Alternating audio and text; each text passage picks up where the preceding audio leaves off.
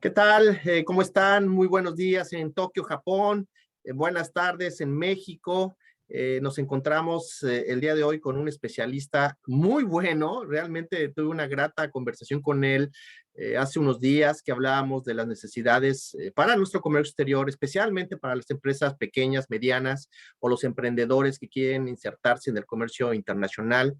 En estas famosas cadenas de valor de las que se hablan y de la localización o relocalización de las industrias internacionales en México. Pues Daniel Trejo, él es un especialista en comercio internacional. Hablamos hace una semana muy didácticamente, hablando sobre las oportunidades y los aspectos que a veces no se mencionan del comercio internacional, las cadenas de valor, proveeduría y los aspectos que, repito, dejamos a un lado. Daniel Trejo, muchas gracias a nombre de la secretaria de Economía, la maestra Cloutier, la doctora de la Mora, subsecretaria de Comercio Exterior y de un servidor, pues estamos realmente muy agradecidos que nos brindes espacio, que nos compartes tu conocimiento y que nos des luz en este camino tan complicado que es las cadenas de valor, ¿no?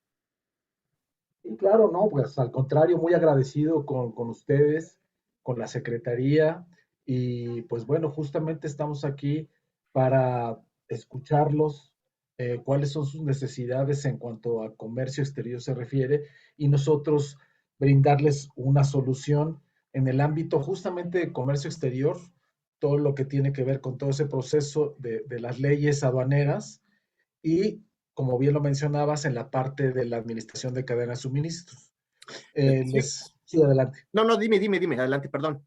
Sí, básicamente me presento, como bien lo acabas de decir, eh, tratamos de dar esta asesoría a la comunidad que está en comercio exterior.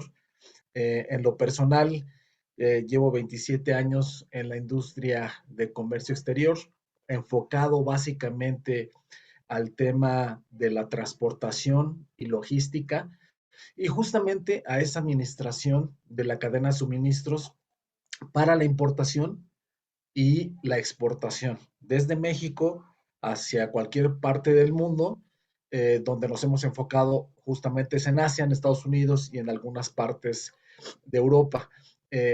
Justamente he estado en algunos startups de empresas internacionales que justamente me han brindado su confianza para arrancar negocios aquí en México y justamente siempre con la visión de brindar un servicio y, y dar soluciones a la gente que está en este punto del comercio exterior, ¿no? Entonces nosotros brindamos, somos un concierge, somos eh, un proveedor de soluciones logísticas, escuchando justamente las necesidades de las pymes o de empresas o de personas físicas que están interesados en entrar al ámbito del comercio exterior, nosotros nos damos el tiempo de diseñar un traje a la medida justamente para estas personas físicas o morales que están incursionando o que ya tienen experiencia en este tema. Nosotros tratamos de ser una herramienta más para ustedes.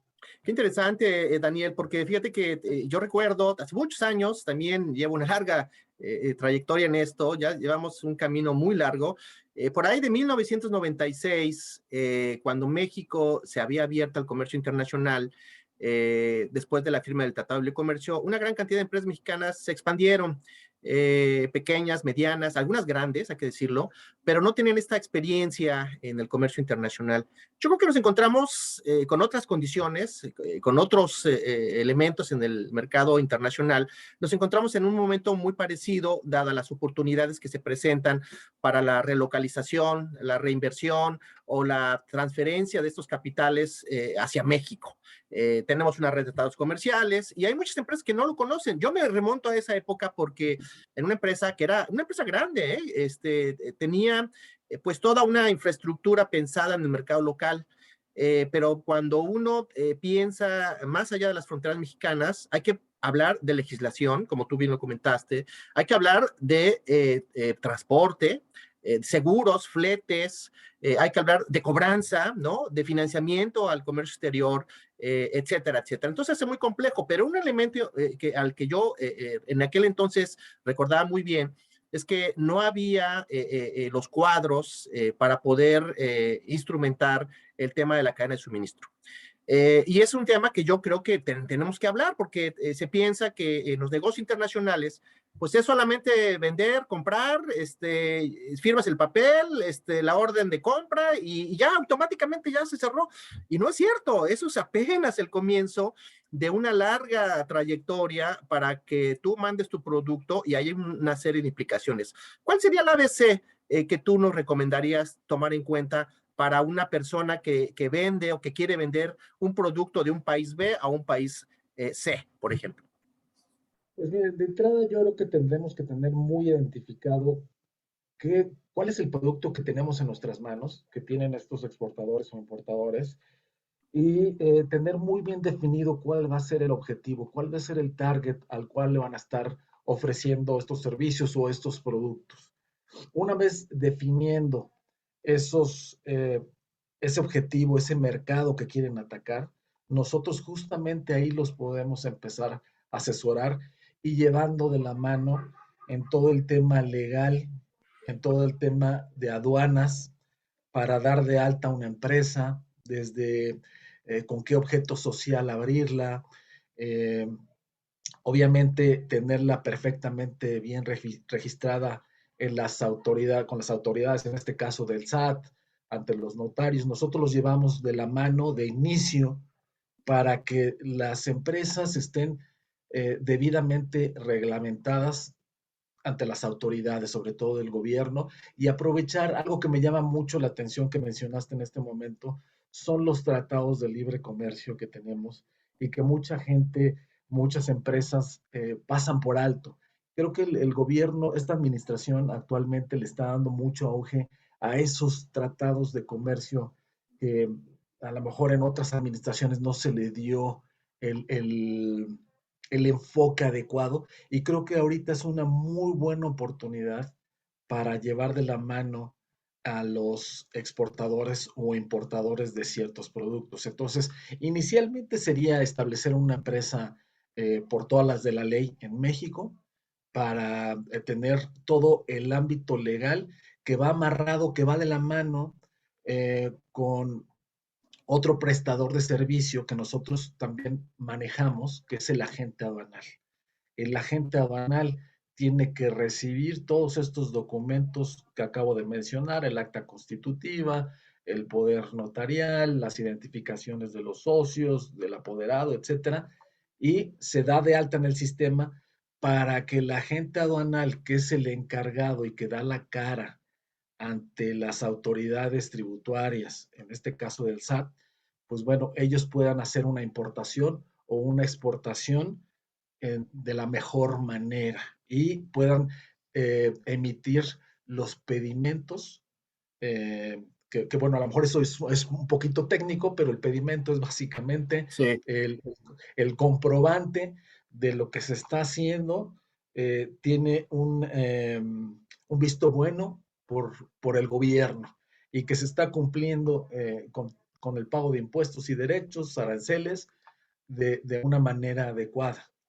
Una vez perfecto. teniendo todo esto, obviamente podemos pasar a los de la cadena de suministros, que justamente es la parte de la transportación, y es ahí donde también nosotros damos visibilidad y podemos sugerir en base a los pesos, volúmenes, tipo de mercancía, qué es lo más conveniente en el sentido de cómo transportarlo, ya sea vía aérea, marítima o terrestre, en dado caso que sea Estados Unidos o Canadá o Centroamérica, qué es lo más conveniente y qué es lo óptimo en cuanto a costos se refiere y trámites de aduana para hacerlo lo más rápido posible dentro del marco legal Ujú. que esto lo permita para que podamos cumplir con las autoridades y justamente nosotros podamos llevar el producto hasta el punto final, que es donde adquirieron un compromiso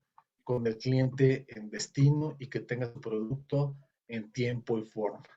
Y obviamente en perdóname, No, adelante, no, no, qué adelante, Adolfo. interesante lo que estás comentando, porque a veces se piensa que así como sale el producto de la fábrica, le pones una cajita y lo mandas, ¿no? Y ya te desentiendes. Pero el tema del embalaje que tú también comentas es sumamente importante.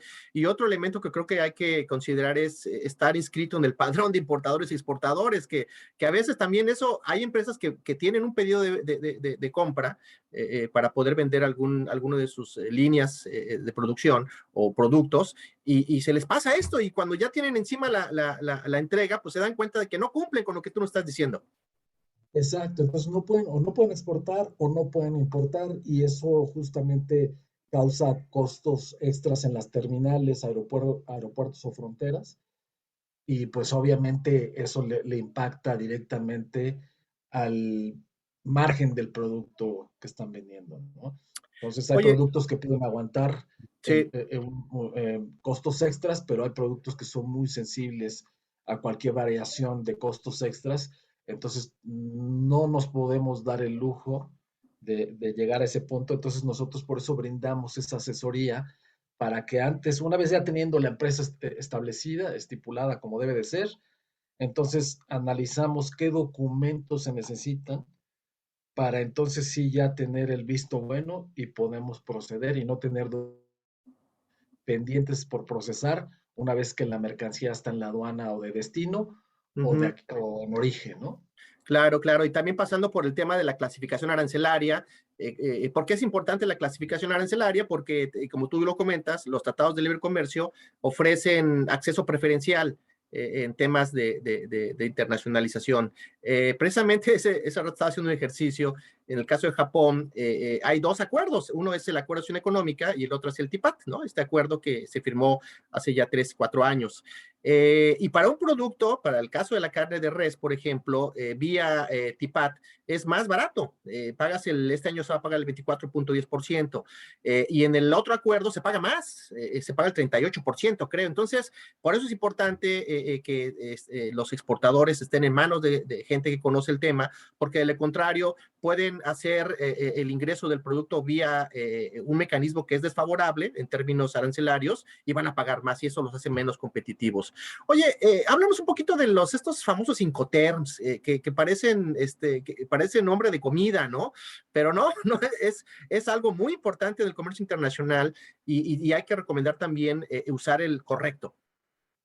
Sí, totalmente de acuerdo contigo. El Incoterm, las siglas quiere decir International Commerce Terms, que son la responsabilidad tanto del comprador como del vendedor hasta dónde llega. Y pues bueno, ahí tenemos varios términos Uh -huh, que se aplican justamente, reitero, hasta dónde llega la responsabilidad del vendedor y del comprador. Un caso que a lo mejor puede ser ex-works, que uh -huh. posiblemente es el más común, para no entrar a muchos detalles porque hay muchos Sí, términos, sí, sí. es ahí donde se delimita hasta dónde yo voy a poner mi mercancía con el costo incluido, ya sea de seguros, transportes, despacho aduanero, y al incluir, perdón, al mencionar el Xworks, yo ya le estoy diciendo a mi comprador que yo me voy a encargar Uh -huh. de la parte de aduanas, de la parte de recolección y entrega en puerto, aeropuerto o frontera. Yo me voy a encargar de todos esos menesteres, de todo ese proceso, hasta la entrega final en la bodega o en el puerto de destino que me señale justamente el comprador del producto. Entonces, justamente con estos Incoterms delimitamos las responsabilidades de compra y venta. Está el FCA, el FOB. Es algo que en algún momento sí me gustaría tratar ya en puntos finos y a detalle cada uno de ellos, pero es Sí, básicamente, en resumen, sí. para delimitar la responsabilidad del comprador y el vendedor y cada quien tiene bien claro con cuáles herramientas va a jugar y quién va a pagar qué. Ese es un tema que me permite, si me permites hacer un Vale. apunte, Daniel. A veces cuando se tiene poca experiencia o se inicia en el comercio internacional, eso me va a dar pauta para hacerte otra pregunta, no consideramos estos costos en el costeo final del producto y a veces lo impacta, se tiene que considerar, ¿no? Si tú vendes un SIF y no sabes qué es un SIF, pues tienes que echarte el costo del seguro y el flete, ¿no? Y eso Es correcto. aunado a otros costos que pueden impactar el precio del producto y si no los consideras, pues ya perdiste en el negocio. Totalmente, sí, porque todo inicia con una mala cotización hacia el cliente final, justamente porque no se tiene bien claro el Incoterm. Entonces, ahí es donde vienen las sorpresas y ahí es donde se pueden perder justamente las relaciones comerciales con algún cliente, ese es en el peor de los casos, o perder sumas de dinero importante. Oye, Daniel, ya para ir cerrando, ¿cuáles son los 3 errores más comunes que tú ves que las empresas que están iniciando o que ya tienen cierta experiencia en el comercio exterior cometen? Yo creo que el principal, el número uno, sería la revisión de documentos que van amarrados con los tratados de libre comercio. Justamente muchos importadores o exportadores se atreven a hacer una orden de compra o enviar una orden de compra sin haber visto, se dan cuenta que faltaron documentos, se dan cuenta cuando están en terminales portuarias o en recintos fiscales de los aeropuertos. Entonces, empezar un trámite cuando están en ese estatus las mercancías es muy costoso porque hay días libres que sí se brindan por parte de las navieras, por parte de nosotros. Sin embargo, llevar un trámite que lleva más de 15 o 20 días, evidentemente se comen los días libres de demoras y almacenajes y es ahí cuando justamente todo explota en el sentido de términos de costos, ¿no? Entonces, ese Sí, es el factor número uno.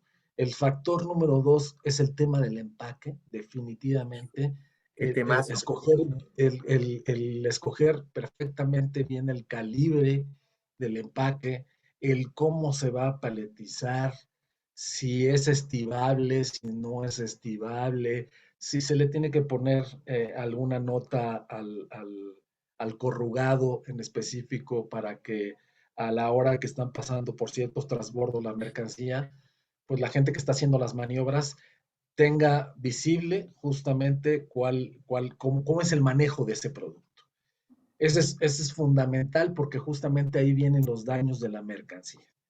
Y algo que va amarrado con el tema del empaque y que también a mucha gente se le olvida o muchas veces no tenemos la cultura del aseguramiento de la mercancía, es justamente eso, asegurar las mercancías, porque hay en este negocio que es totalmente inexacto y hay muchos rubros o muchos eslabones en la cadena de suministros, pueden pasar muchas cosas. Entonces, un mal empaque, un mal manejo y encima que no esté asegurada la mercancía, eso es lo que nosotros hemos visto y lo que siempre nos han solicitado más apoyo o asesoría para que los llevemos por ese lado, es el tema justamente de los documentos, del aseguramiento y del empaque, como lo acabo de mencionar.